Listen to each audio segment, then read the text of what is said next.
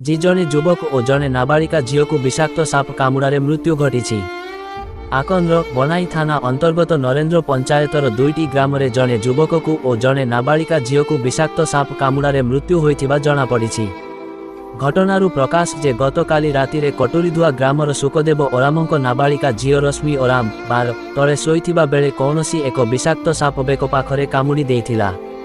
ଫଳରେ ପାଖରେ ଶୋଇଥିବା ବାପା ମାଙ୍କୁ ଝିଅ କହିଲା, ମୋତେ କ'ଣ ଗୋଟେ ବେକାରେ କାମୁଡ଼ି ଦେଇଛି। ଫଳରେ ଝିଅ ଗୁରୁତର ହେବାରୁ ବନାଇ ଉପଖଣ୍ଡ ଚିକିତ୍ସାଳୟକୁ ଚିକିତ୍ସା ପାଇଁ ଭର୍ତ୍ତି କରିଥିବା ବେଳେ ସେଠାରେ ଡାକ୍ତର ତାକୁ ମୃତ ଘୋଷଣା କରିଥିଲେ। ସେହିପରି ନରେନ୍ଦ୍ର ପଞ୍ଚାୟତ ବଡ଼ପଡ଼ା ଗ୍ରାମର ଅଜିତ ଓରାମ 42 ରାତିରେ ଘରୁ ବାହାରକୁ ପରିସ୍ରା କରିବା ପାଇଁ ଯାଇଥିବା ବେଳେ କୌଣସି ଏକ ବିଷାକ୍ତ ସାପ ଗୋଡ଼ରେ କାମୁଡ଼ି ଦେବା ପରେ ସେ ଗୁରୁତର ହୋଇପଡ଼ିଥିଲେ। ଫଳରେ ପରିବାର ଲୋକେ ଉଦ୍ଧାର କରି ବନାଇ ଡାକ୍ତରଖାନାକୁ ଚିକିତ୍ସା ପାଇଁ ଭର୍ତ୍ତି କରିଥିବା ବେଳେ ସେଠାରେ ଡାକ୍ତର ତାକୁ ମୃତ ଘୋଷଣା କରିଥିଲେ। ପରେ ବନାଇ ପୋଲିସ ଖବର ପାଇ ବନାଇ ଡାକ୍ତରଖାନାରେ ପହଞ୍ଚି ମୃତ୍ୟୁ ହୋଇଥିବା ଶବକୁ ଜବତ କରି ବ୍ୟବଚ୍ଛେଦ ନିମନ୍ତେ ପଠାଇବା ସହ ଘଟଣାର ତଦନ୍ତ ଚାଲିଥିବା ଜଣାପଡ଼ିଛି।